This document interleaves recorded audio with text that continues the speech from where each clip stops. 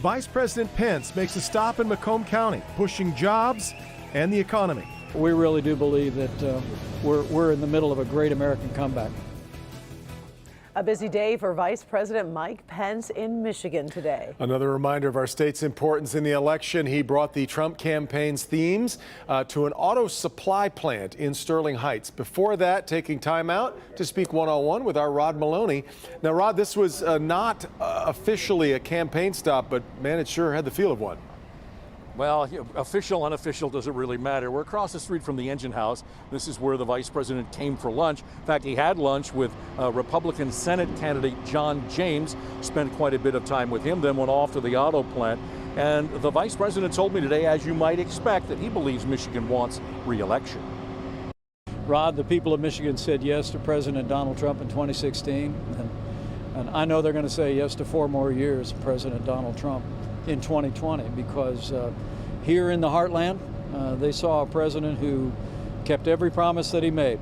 Macomb County is pivotal to winning Michigan, which is why the vice president is here. He also knows recent poll numbers show former Vice President Joe Biden with a comfortable lead across the state. So visits like this one are meant to motivate the base. One of the things Pence believes will also help the president is recent economic improvements as the COVID crisis abates.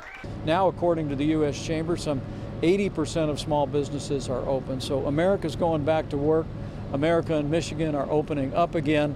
We really do believe that we're in the middle of a great American comeback. Governor Gretchen Whitmer's come under considerable criticism for her severe lockdown, and yet one tracking program claims that Michigan is one of 2 states, along with New York, with the strictest lockdowns that are putting the state on track to contain the virus.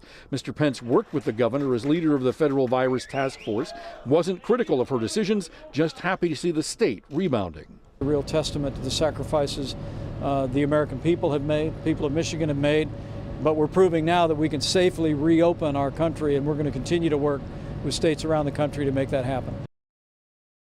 Now, he also said that one of the reasons why we're seeing this bounce back in the economy is because of the foundation that was laid by the Trump administration prior to the virus coming, and he believes that that will continue to propel the state and the country forward in the months to come. Back to you. So, Rod, the news of the day includes the Supreme Court decision on the so-called Dreamers, and the vice president had a lot to say about that, too.